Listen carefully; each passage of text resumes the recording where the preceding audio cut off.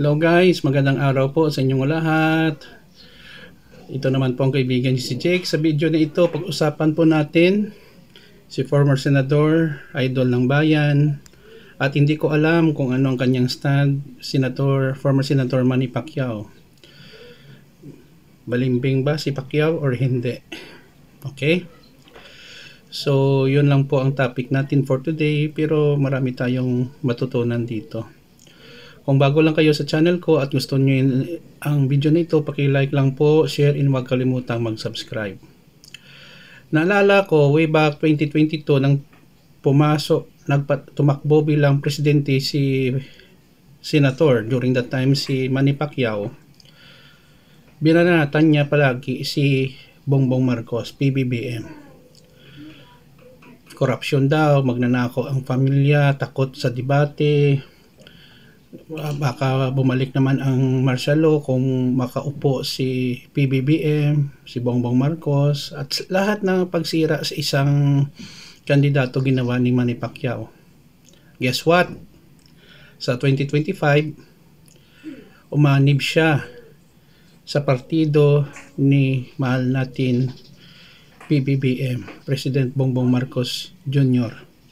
Ang tawag dito ay Alyansa para sa Bagong Pilipinas. Okay? Kasama niya si Camille Villar, Idol Erwin Tulfo, Tolentino, Tito Soto, Ping Lacson, Abalos, Binay. Nancy Binay. Binay. Hindi pala Nancy Binay.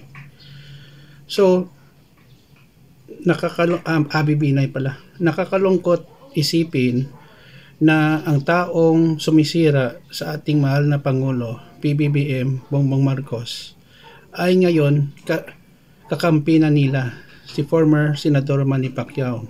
Now, ano ba ang ibig sabihin nito? Kayo na lang mag-judge. Pero kung sa akin, balimbing talaga si Pacquiao. Paiba-iba. Before tumakbo sang presidente, wala sang partido. Sa ngayon, kailangan niya ng partido. Bakit?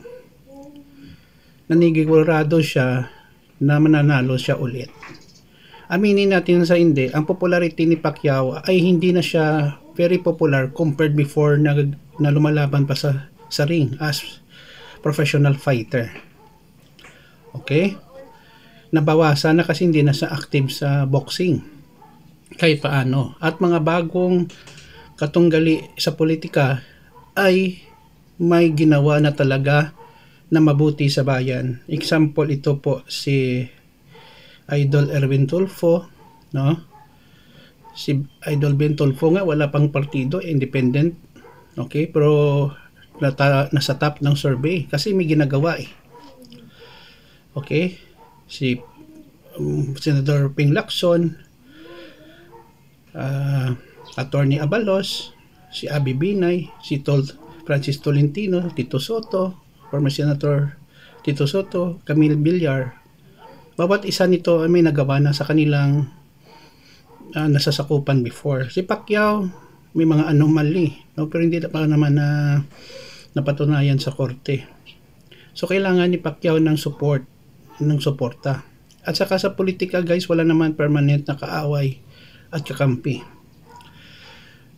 And then guys, no, naalala ko during that time, no, na nasa peak pa si former Senator Manny Pacquiao ng kanyang boxing career, palagi itong absent sa Senado kasi may laban siya. Sinusulduhan ka ng taong bayan and palagi ka lang absent. Yun, kayo na yun kung anong okay lang ba sa inyo na mahalal sa Lito Lapid pa pala, no, or hindi. Ako nagsawa na ako kay Pacquiao, no, matulungin siya, pero ang ginagawa niya para sa akin sa politika ay hindi ako sang-ayon sa iba niyang ginagawa. Matulungin siya, walang question, pero kayo na lang maghusga sa kanya. So yun lang po guys, maraming salamat po, paki-like lang po, suportaran natin ang channel ko, kahit paano may nagla-like din, subscribe, mahal ko kayo. I'm still learning guys, no, sa mga political opinion.